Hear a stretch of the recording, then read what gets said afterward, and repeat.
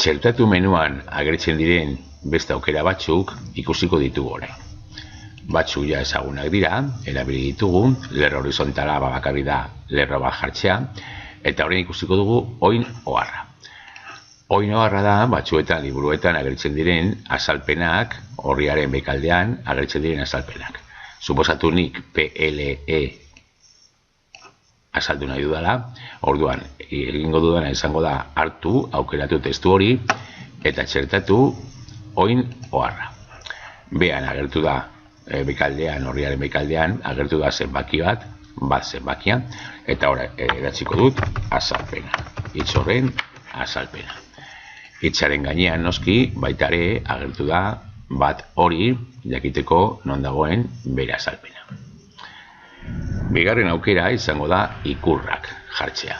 Jarriko gara nahi dugun lekuan eta txertatu karaktere bereziak.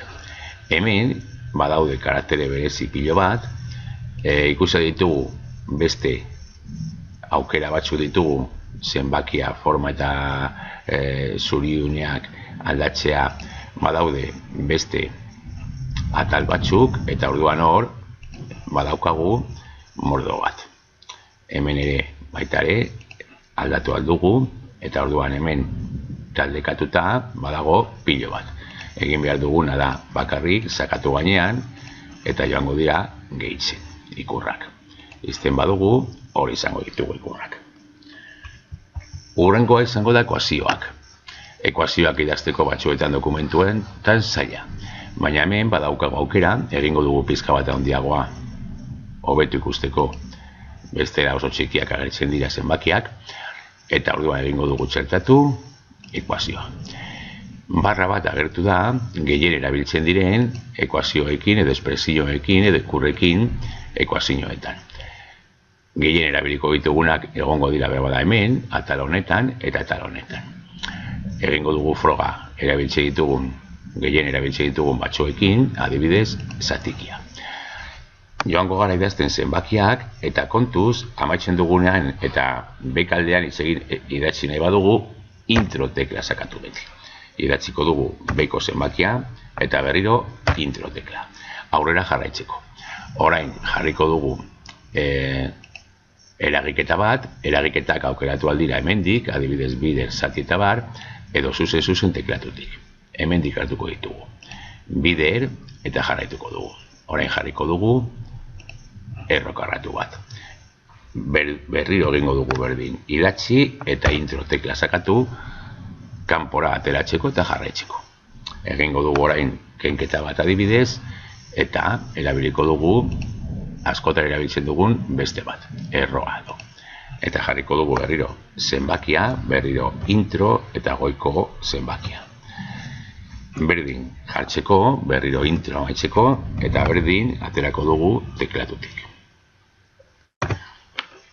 Badago eginda ekuazioa, eta momentu batean, baitare noski, aldatu aldiogu bere tamaina. Egiten badugu handia ondo ikusteko, gero moldatu behar dugu bere tamaina.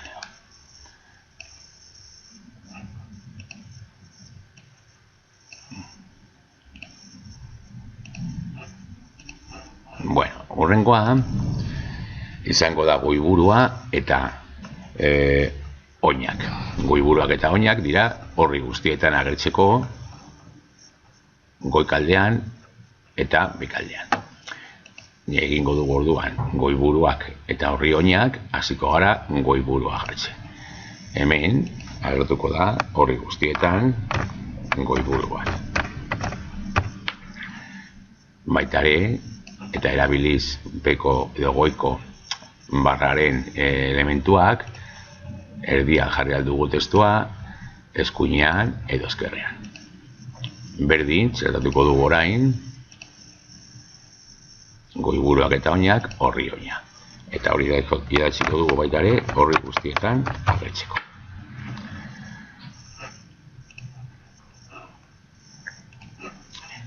Zenbakiak jarriko ditugu horri guztietan. Txertatu horri zenbakiak. Eta hemen baditugu aukera batzuk. Goian jarri, bekaldean jarri, aukeratuko dugu bat, adibidez hau, Eta hemen badaukagoia horri guztiak zenbatuta. Hurrengoa horri jauzia izango da. Hasieran edo momentu batean komentatu nuen kontuz ez egitearekin intro horretik pasatzeko. Suposatu nik nahi dudala eskema hau hurrengo horrian agertzeko. Orduan, egiten badut intro horiek, hemen egongo dira lerro batzuk zuriz, eta horrek batzuetan arazoak ematen ditu. Egin aldugun gauzarik honena da txertatu, jauzia eta horri jauzia. Naiz eta hemen izan zuriz, berak ez du edo programak badaki hor dagoela saltu bat. Pasatu da beste aldera grafikoa, eta hori da gutxi gora bera nahi nuena. Eta azkenengoa da iruzkinak txertatu, iruzkinak txertatzeko ikusi dugu ja pizka bat gainetik, aukeratu aldugu hitz bat edo testu bat eta hemendik gehitu iruzkina, edo baitare, behin aukeratu da testua, txertatu, azkenengoan iruzkin du, hortik bertatik egin aldugu iruzkina. Aterako da berriro, eta hori datziko dugu iruzkina. Eta noski, egin dugu ja bat baitari, baina badazpada txertatu esteka.